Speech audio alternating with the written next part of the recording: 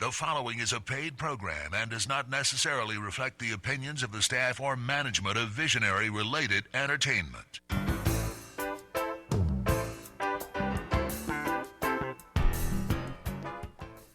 Aloha and welcome everyone to Maui Nonprofit Notes, the weekly radio show where we talk story with Maui's nonprofit executive directors and their staff to find out how they're working to support the needs within our community. Maui Nonprofit Notes is generously sponsored by Pacific Source. If you're building or remodeling a home, you've just got to check out Pacific Source's cabinet and appliance showroom in the Waikapu Bayshard. I'm Susie Tiemann, Executive Director, Lokahi Pacific, and President of the Maui Nonprofit Directors Association. And it's my pleasure to introduce Lox Abraham. How'd you like that, huh? Whoa. Watch out for my voice today. I think my voice is right about the same level. I'm getting over a cold also. I think everybody is right now. I or think either so. They're sick or getting over a cold. Right. Each week during this hour, we share the experiences of how our nonprofit agencies are working on our benefit on our island home with stories of how these agencies are changing lives, changing communities, and creating miracles of hope for those in need. And today we have two special guests with us. Oh, really? Yes, actually. I will be playing one of those guests later in the show, but our first guest today is Kathy Couch from Maui Adult Daycare Centers. Hi, Kathy. Hi. How you doing Nice to be today? here. I'm doing good, and I'm at the tail end of my cold. Oh, boy, I tell you, it's everywhere. It's that cough. Luckily, we've all already had it, right? So. We're not sharing it anymore. No. Right. So, Kathy, you've got you've got an exciting walk coming up here pretty quick. We do. We have a walk coming up on Saturday, February 23rd, and it's known as our Family Caregiver Walk, a walk for our kapuna and caregivers. And that title is very true. It's for our caregivers, our kapuna, who come to our centers. And this will be happening, again, Saturday, February 23rd, 7 to 11, at the Queen Ka'ahumanu Center. And we will be bringing out, in having people go out and collect pledges and coming out and participating in this event, we do a lot that morning to give back and to say thank you for those collections of those donations, for the participation. So we have entertainment set up. We'll start out the morning. People start registering at 6:30, and we have continental breakfast items set up. Everything that morning is free to say thanks. So continental breakfast items, 7 o'clock the program starts. So we do a blessing, a safety briefing by MPD, and then we have a warm-up. And at 7:30 the walk begins. So our healthy walkers and our caregivers go out across the street and around Keopulani Park and back. And then we have our kapuna, or those who are not able to do that larger walk right there in the mall. So they walk from the center it starts, and then they go down to Sears, to Ladies, Macy's, and back and forth. And every time they do that twice, we have a gift item for them that gives them an incentive that says, keep walking, it's healthy for you. Wow. Yeah. And then we have lunch items set up once the walking portion of it is done. So there are lunch items with all kinds of noodles and Caesar salads and chicken. Zippy's donates chili and rice. And we have salsa and chips. Again, all that's free. We have a health fair set up so that anyone out there caregiving or aging can come and see what kind of groups are out there, resources available to help them. They can find out how they can qualify, how they can sign up. We have Aloha School of Massage Therapy coming out to do free massages for anyone that participates. And we have entertainment that morning with Danny Couch, Ahumanu, and Friends Forever. Door prizes all morning long.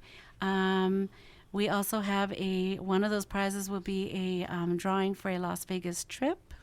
For one, but they can see when their friends are going and then schedule. But it's a fun morning, and I always say to everyone, anyone that comes out and participates in this that never has will want to come again every year. It's always the last Saturday of each year, and it is the most fun event. We really enjoy putting it together for everyone. So the last Saturday in February. Last Saturday in February, Just every year. New calendar, mark it down. It's coming. Yeah. This is terrific. Now, how many years have you been doing this? 8 years. 8. Mm-hmm. Okay. So if a senior, do they have to be part of your? Do they have to be involved in your programs? No, not necessarily. when we care for our kapuna who come to the centers, caregivers they need a break. Some of them need to work to survive, or you may have a loved one sitting in home who's not benefiting from anything. They're watching TV all day or sleeping. No stimulation. No stimulation, so it causes decline. And so coming into the center, no matter what level they're at, we take them from highest functioning to lower functioning. And there's environmental stimulation. There's music always being played with the old-time music and contemporary local music. We play the old-time DVDs with I Just Bought Mom Pa Kettle and Lucy Show and Three Stooges. Some of you may not remember that, but they were fun. So we buy all those old-time DVDs. We put on music and we dance the foxtrot with them. And boy, do they love to dance. They do. Yeah, I bet. It brings back wonderful memories of the past for them. And we do tabletop activities, get them out on excursion twice a month. But we also support caregivers. And again, they don't have to have a loved one coming to the center to get that caregiver support. And I provide counseling one-on-one with them, educate them about dementia, about their own needs as a caregiver, so that in taking care of themselves, their care to their loved one may be more compassionate and patient. Very good. And we do support groups, plan workshops, and there's no cost for a caregiver to partake in any of that. Wow. But again, it just takes having a call, and we can figure out what their needs are and get set up. But our community, our youth are coming out for this walk from the high schools, our college students, just volunteers come out from the cracks to help us with this event. And it grows and grows year by year. So we're up to over 500 walkers. in Is this it event. centered It's around huge. awareness, or is there actual fundraising element to it, or is it just to make the community aware of the great It's services? both. It's both. It's an awareness about Maui Adult Daycare Centers, of course, and what we can do to care for our kapuna who come to the centers, about how we can support the caregivers, to educate our community about dementia behaviors, because there's a huge aging population. We're at the very beginning of the baby boomer era, and we all need to be prepared for that.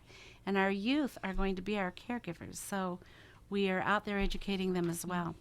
And then there's the fundraiser aspect about it, because the money collected goes to helping keep the cost low, for someone to come to the daycare center to create some scholarship, purchase those activity items, help with the excursion cost, some of the caregiver support. We don't want to ask the caregivers for any more than that daily fee for those that can't afford it. And so we work hard to keep that cost low, and this is one way that we do that. Wow. Now, the you've got how many centers? 3? 4? We've actually got 5. We've got Wailuku is our moderate to high functioning. That's at the Nisei Veteran Site. We have another one in Kahului at Halimahaʻolui Lima, and that's moderate to low. And then we have a center in Lahaina at Halimahaʻolu E'ono, another one in Kihei, which is Halimahaʻolu Ihiku, and Lahaina and Kihei are mixed centers. And then we have a drop-in site in Hana. Wow. So we're up to 5, yeah. I didn't even realize there was 5 now. Oh, yeah, we're the only guys are daycare busy. center in Maui. Yeah. And approximately how many people are you serving through those 5 centers? Oh, And gosh. I realize some are one time a week, some are every day, Yeah. whatever. But But actually, I would say we're up probably over 300. yeah, Yeah, in combination of Wow. all the centers. that's Mhm. that's a lot of relief for caregivers. Definitely is. Yeah. And for us, it's a privilege. We love doing it.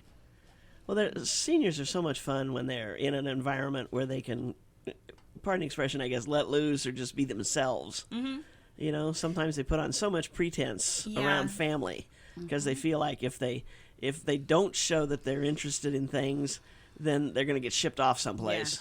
You know, or forgotten about in their room or whatever. Yeah, I mean, I've had the pleasure of being able to visit some of these daycare centers, and let me tell you, these seniors, they have a great time.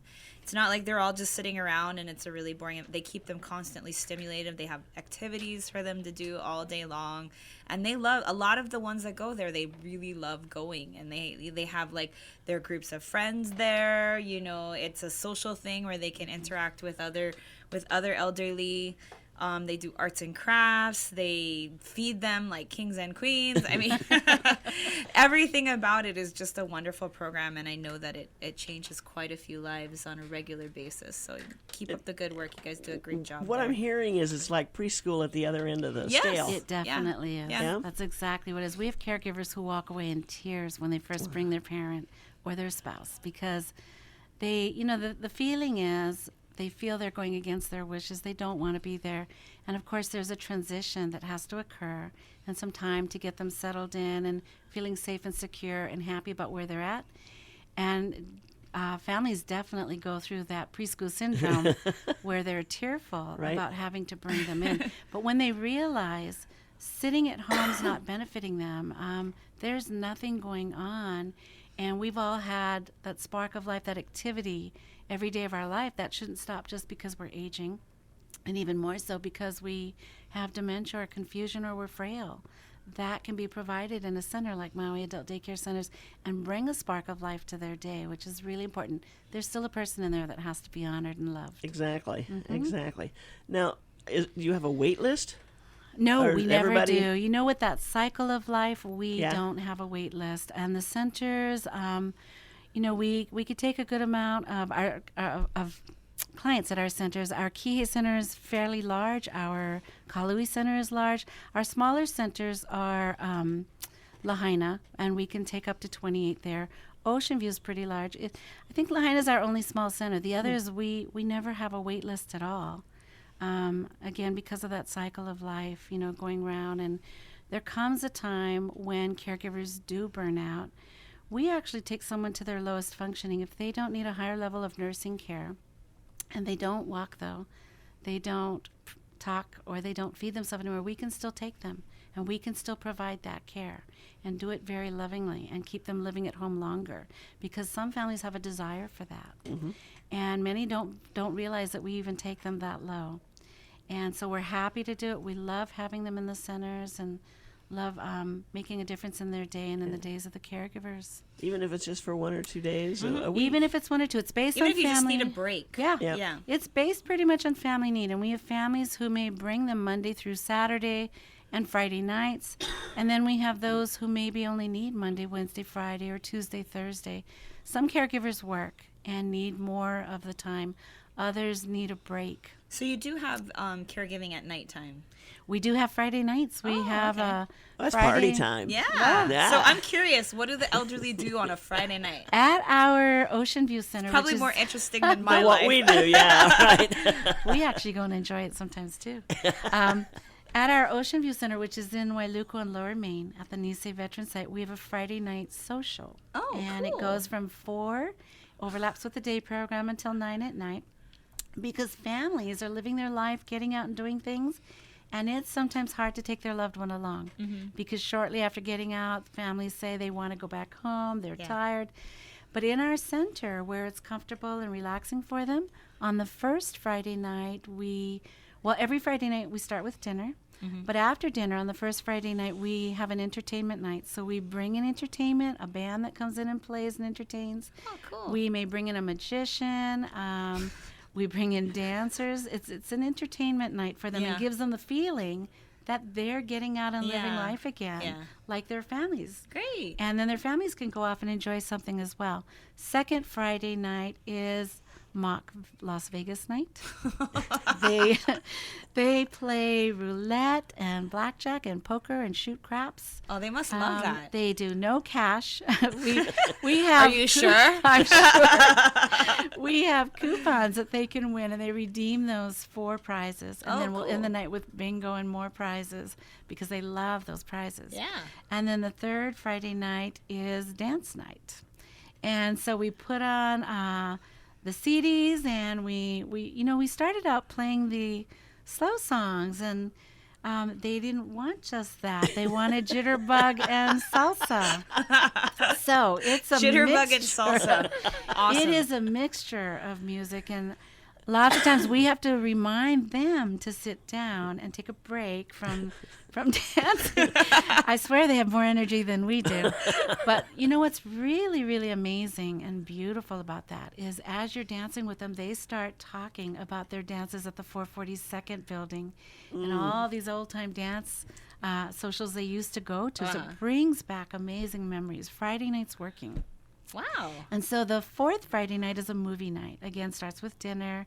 Then we put up a large screen, play a family-style current movie, and we do popcorn and soft drinks and just make those Friday nights fun for them. Oh, good fun. And then at Kahului, we do what's called Friday night sundowning. And of course, families, this is a lot for their benefit too.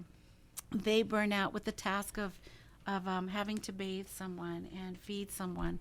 And so they are moderate, lower functioning there. And what we do is provide a shower, get someone dressed in their sleepwear, provide dinner, and then we do some light tabletop activity. And then we oftentimes bring in a halau to come in and entertain them and dance and sing for them. Wow. So that, again, is at our Wailuku Center and our Kahului Center.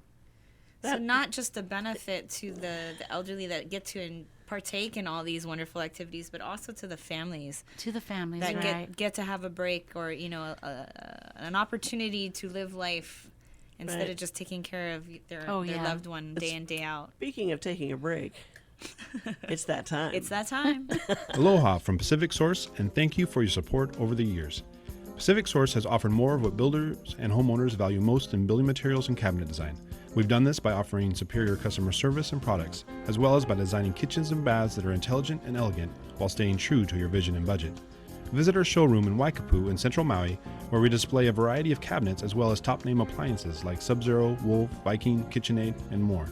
We display countertops, tile and wood flooring, and several brands of windows and doors, including Fleetwood multi-slides and La Cantina folding doors. Come in and talk to our designers about making your dreams become a reality.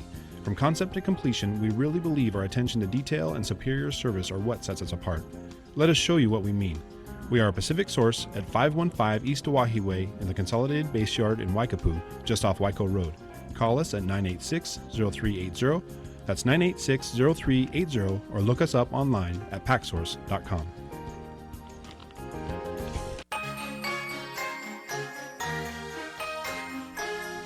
And we are back. This is Maui Nonprofit Notes, where we talk story with our different agencies, nonprofit agencies in town, about what they're doing to make Maui, Maui. Today we're talking, or at least right now today, that was awful. We're allowed to do that on this show. Can we do that once in a while? There's a 3-second delay, right? You can bleep that out. We're talking story with Kathy Couch about Maui Adult Daycare Centers. And I'm just in awe because, you know, it sounds like the seniors have got it made. Yeah. You know, in so Makes many me respects. kind of look forward to the golden years. There are reasons to, and is there an age limit as to how old you have to be to come to the adult daycare center? No. The term itself, adult daycare center, is anyone 18 or over. We've actually had someone come to us who was young, maybe because of an accident or something, and they now can't be left alone. But usually, of course, you look around and they are elderly in our centers. Families, when they have to bring a young one, will leave them with us until they can find a proper placement where they fit in better. But there is no age restriction. And anyone 18 or over, it can happen to you. Make good choices out there, teens, because you want to keep your brain strong and healthy. Right. So much so. Now, one of the things we noticed on your information for the walk that's coming up, you do have sponsors.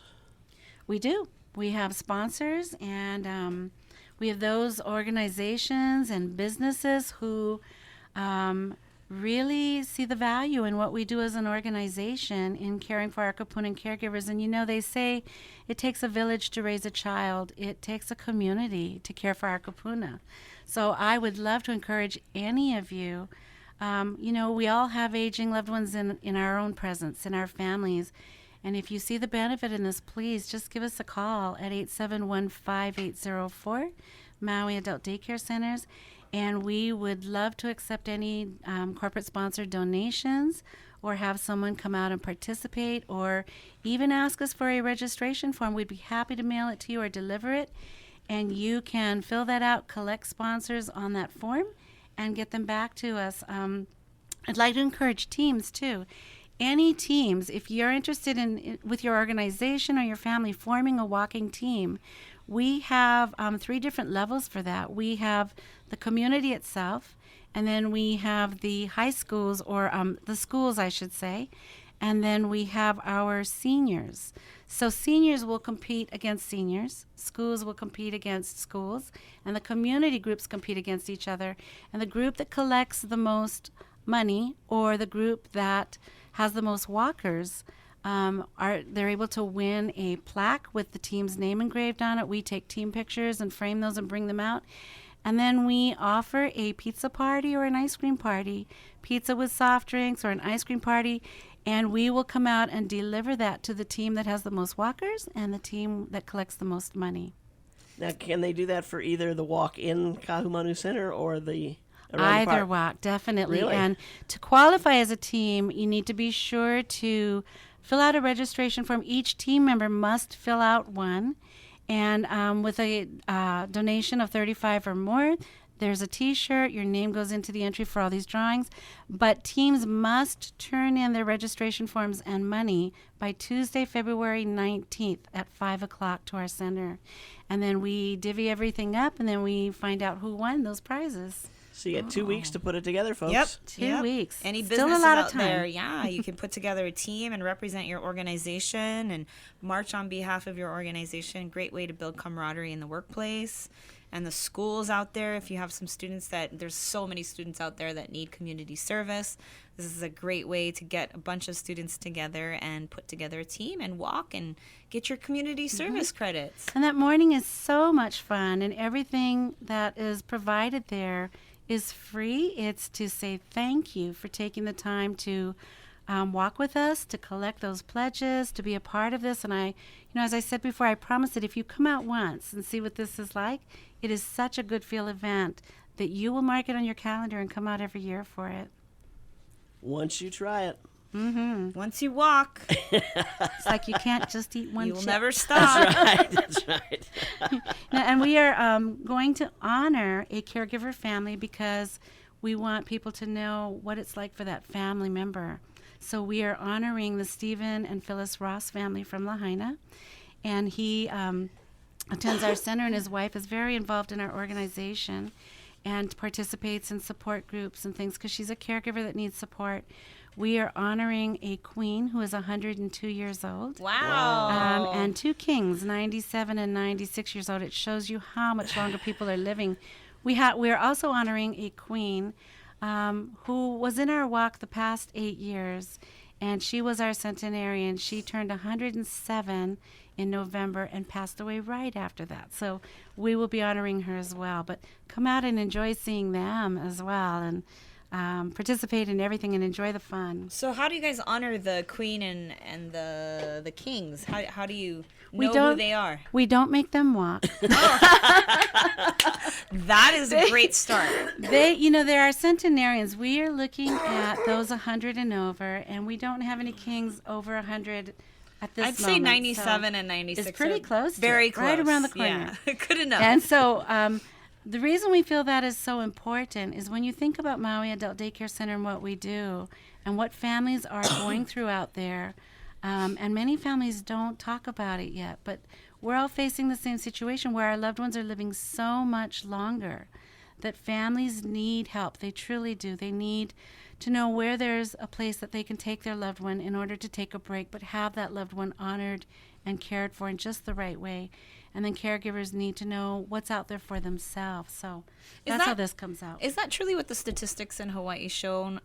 Because I keep hearing in the news and everywhere that Americans are living shorter lives. But in Hawaii in general, are they living longer in Hawaii? I would imagine that the quality of life here is a little bit better.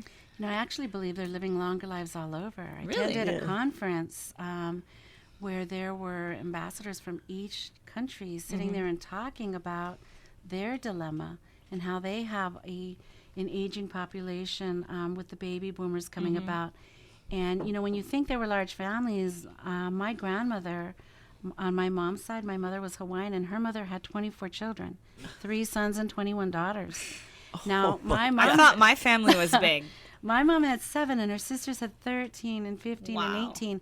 Large families back then. And our dilemma now is that our youth are having 1, 2, or none. So it's important to educate our youth to know how to care for us, because there is this huge aging population coming about, and we're at the beginning of Yeah, it.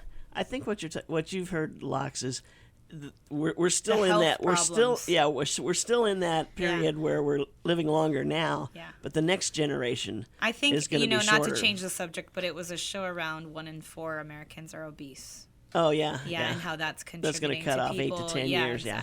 Exactly. So, sorry, wrong subject there. It's okay.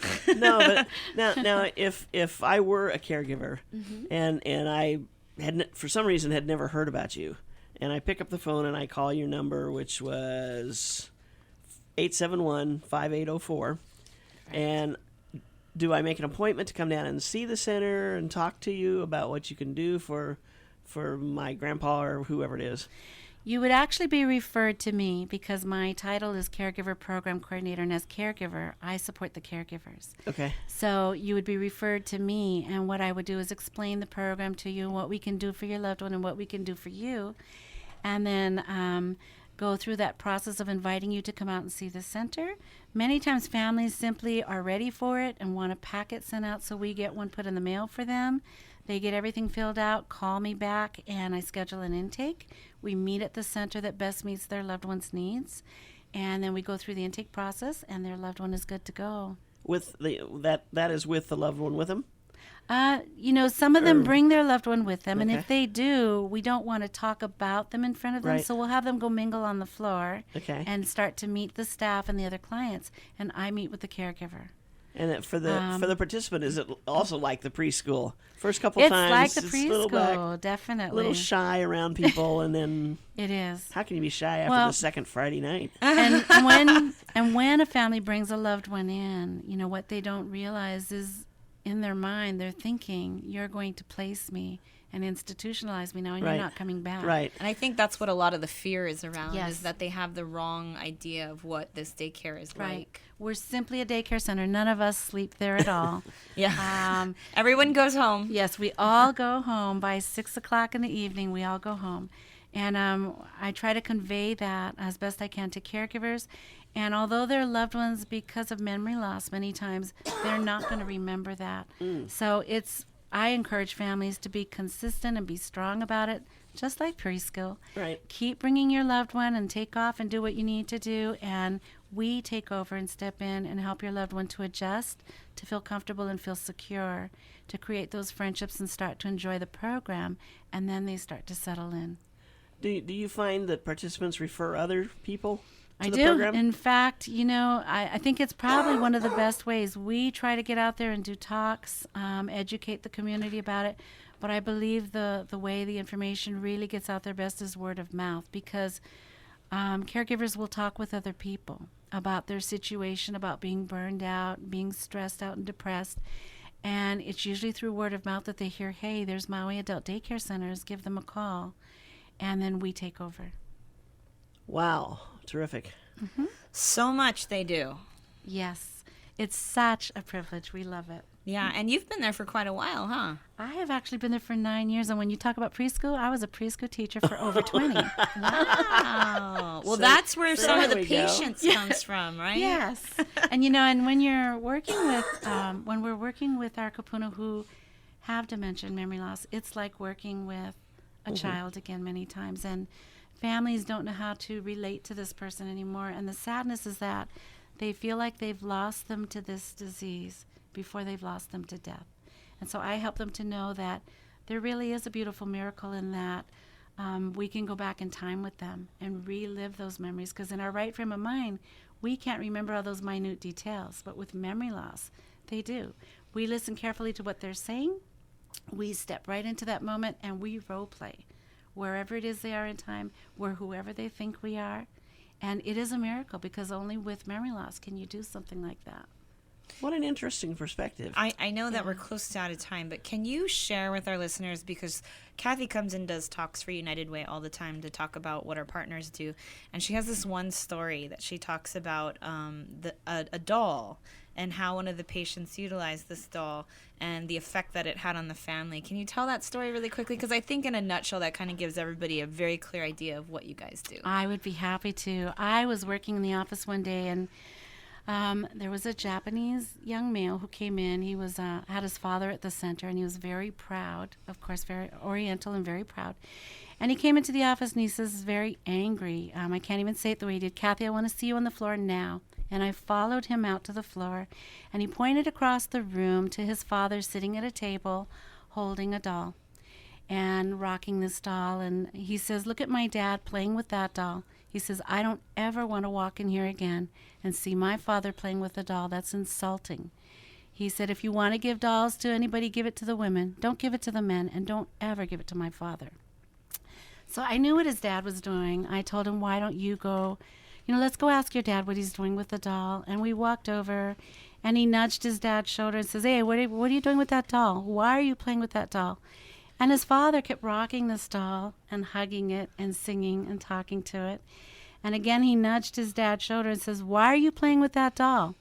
And his father looked up at him, and I'll tear up. Sorry. I say it again. I try not to. I'm already trying to prepare his myself. His father looked up at him and went, oh, hi. He says, this is my son. This is my baby, and gave him his name. This male standing there was no longer his son. It was the baby in his arms. And he began to tell him all about him. He's a good baby. He doesn't cry much. He doesn't fuss. He's a good eater. He says, I love my boy. And kept talking about him. And I saw this son change. He began to tear up and cry, and I walked away. I went back across the room, and I watched. And for 20 minutes, he stood there listening to his father talk about him. And what really, after a little bit, I saw him take the baby and gently lay it on the table. He didn't yank it out of his arms. He treated it with respect, took his dad's arm and walked him out the door. And a month or two later, it was near Christmas, and he came in the office and says, Kathy, can I ask you something? And I said, sure. And he looked down at me and he says, what kind of doll do you think I should buy my dad for Christmas? And he started to tear up again. I did. He says, I will never forget that moment. I want to enjoy more moments like that with my dad, and I want my family and my friends to. And I said, you're going to want a baby doll that fits in his arms comfortably. Don't forget the blanket. He's going to want to keep you warm. In that moment that day, it changed this person who may have been constantly trying to correct and fix his father. And with memory loss, you can't fix them. It's an illness. You have to learn to accept them right where they're at and find ways to relate to them and to make those moments meaningful. And in that moment that day, it changed this son and his father's relationship, I believe, for the rest of his dad's life. Wow. Mm-hmm. So he was telling his son, who was standing there, how he took care of his son as a baby. He was telling him all about him. Mm-hmm. This is my because baby. in his This is mind, my he was son. in a place and time where that was the current moment, Right? And he was, recollecting all of those feelings and emotions and thoughts that were going through him. We see dolls, and they see their child from the past. It takes them back in time, and they start to nurture and hold this baby again and relive those moments, and that's the miracle that I'm talking about.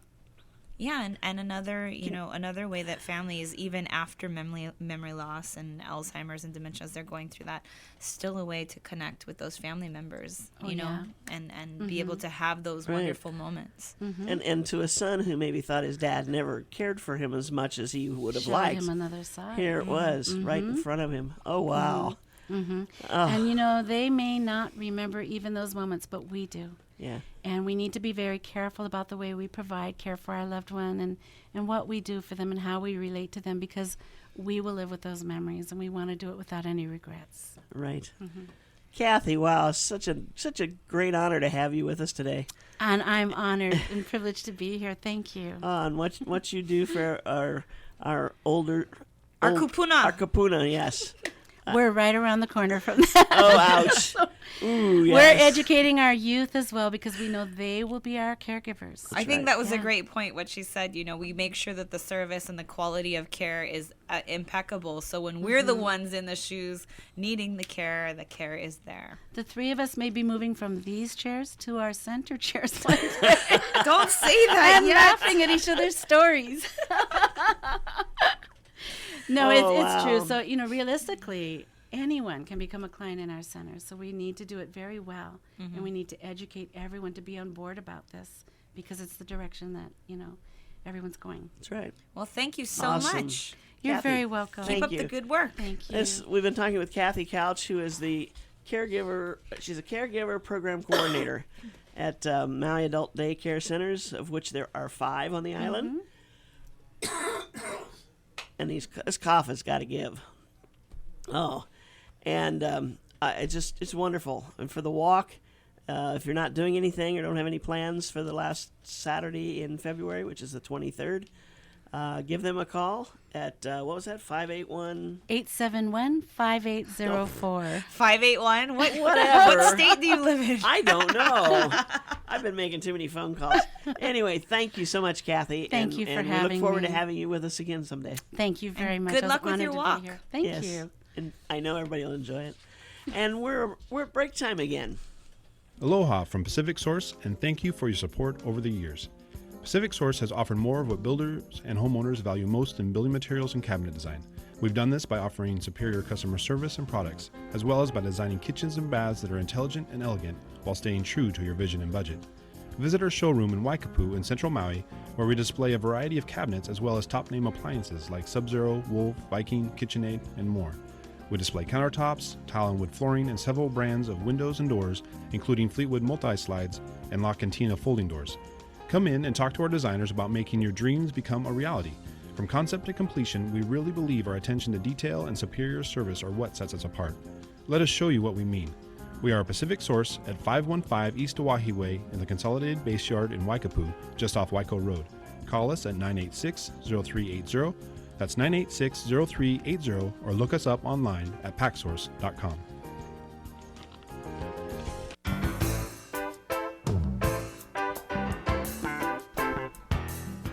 And we're back. This is Maui Nonprofit Notes. It's Wednesday afternoon at 12:40. And it's time for our second guest, who was our co-host during the first half. And we've got Lox Abraham, who is the president and chief professional officer for Maui United Way. Hey. What's Maui United Way up to this year? Or this time of year, I should say. Well, it's our usual. We have that year-round campaign that everyone so generously gives to each year, but we're in the tail end of our 2012-13 campaign, and what that means is we are close to allocations, which is the time of year where we decide who we're going to partner with, what agencies United Way is going to be funding generally for the next 2 years, and also how much money is going to be allocated to each one of those agencies. And that's more or less why I'm here today. I'm going to talk a little bit about our allocation process. And for those of you who aren't familiar, United Way is basically an organization that raises funding for 36 different health and human service programs. And we do that through the work of our 34 nonprofit agencies. So for instance, for those of you who have been living under a rock. Not on a rock, under it. Under the rock. United Way gives to a number of organizations to support the needs of education, income, and health. And we do that through the generous support of our community. I'm sure as most people that are listening to the show know, we work with about 350 businesses here on Maui to help raise funds through our businesses, through corporations, through different individuals. We raise just over $1 million each year, and we allocate that to all the agencies that we work with. So, for all those donors out there that have given in the 2012 and 13 campaign, thank you so much for your continued support and helping us make the work that we do possible. Can I back up just a step Sure. and ask how somebody becomes an agency? Sure. Partner agency? Well, that's kind of what we're going to talk about today. We basically fund agencies or go into a partnership with agencies for a 2-year period. Anyone who is interested in becoming a partner, we actually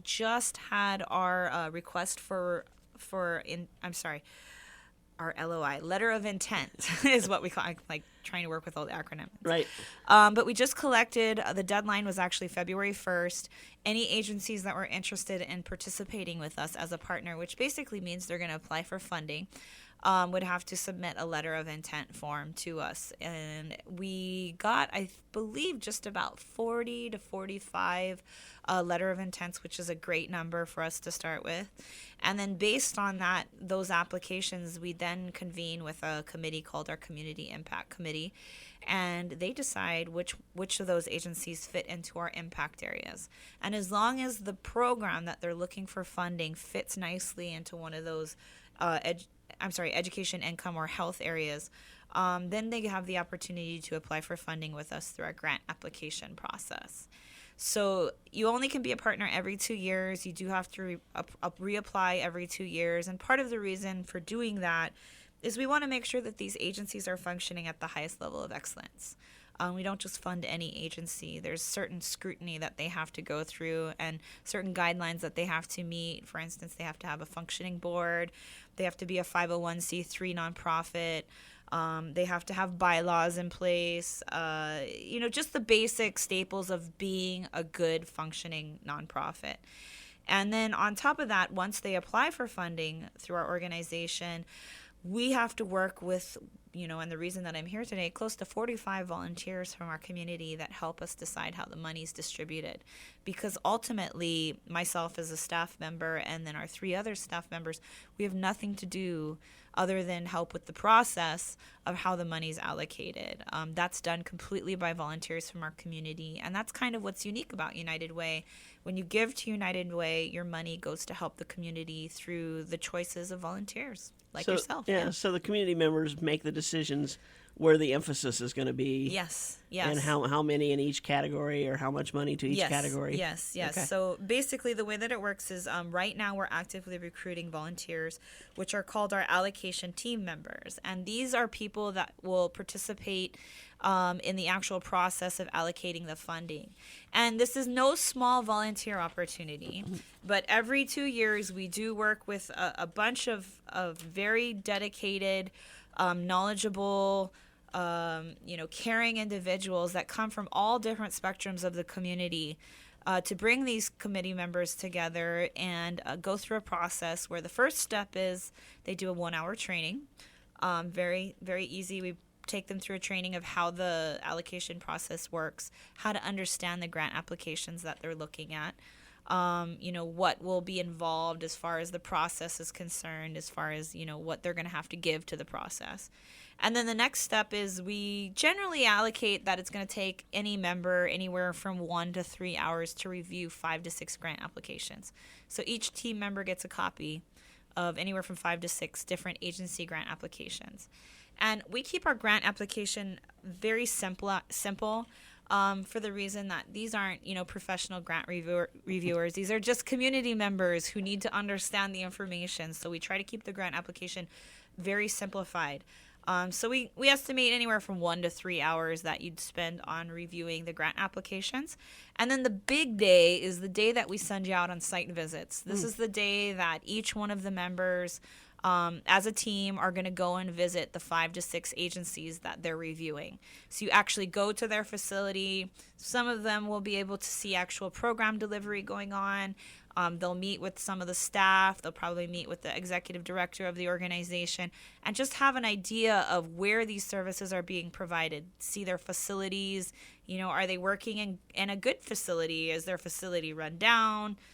Just to get a feel for how this program works. And then after that, the next step is they interview the organizations. So we bring all these organizations back in, and they spend about 4 hours interviewing their 5 to 6 applicants. And the last step of this process is we bring all of our members back in, and we go through a day of deliberation, which takes about another 4 hours. And this is a process where we mathematically evaluate each one of our organizations by assigning a certain score. And then we also subjectively look at the final picture and decide how much money do you actually want to give to each one of these organizations based on all the information that you've collected over the last couple weeks. And these are the people that make the final decision of saying this is how much we want to see each one of these organizations get. And based on that information, we then take that to our board for approval, and that's how our money is allocated, pretty much in a nutshell. So all in all, if you're interested in participating as a volunteer on the allocation committee, great way to get to know the wonderful organizations out there in your community. There's no better way, aside from working there, to learn more about the organization and get a feel for what it is that they do, and really connect yourself with these great services that are available out there in the community. But also, you're providing a tremendous service to your community participating in this process. And like I said, it's no light volunteer job. The total allotment of hours is about anywhere from 15 to 20 hours that you'll spend working on this project. But the people over a period of how long? It's generally about a month. Okay. Yeah, so you have a good amount of time to spread it out. But generally, the people that we work with, more than half of them come back each year. So we've had people serving with us for probably the last 10 years, some of them. Wow. And then our actual chair of our allocation process, Sandra Florence, she's been there as long as I've been with United Way. And, we're really proud of the process that we've worked out. Over the last five or so years, we've really worked to improve the process. We've definitely changed some of the criteria as far as qualifying to be a Maui United Way agency. We've changed the funding cycle to a 2-year period instead of a 1-year period. We moved to programmatic funding instead of unrestricted funding, which means that basically your money is going to specific programs at whatever agency we're funding. Just little things like that we've done to tweak the system. And we're also holding more accountability on ourselves as far as, part of being a Maui United Way agency is when you give to United Way, you know that we're monitoring how that money is being spent by these organizations. So basically, they fill out a semi-annual twice a year, and our volunteers review it to make sure that the money is going to where it's supposed to, and it's being used effectively. So when an agency submits a proposal to you, or a grant application, whichever way you want to call it, Sure. Does it have to be for a program they are currently doing, or can they be proposing something new? They can propose for a new program, but we don't advise to do that just because the money is so scarce. Generally every year we get probably close to 2.5 million in asks, and we always have little less than $1 million to give out. So you can imagine that, the funding that we give out is usually half of what people are looking for. And it's very, very competitive.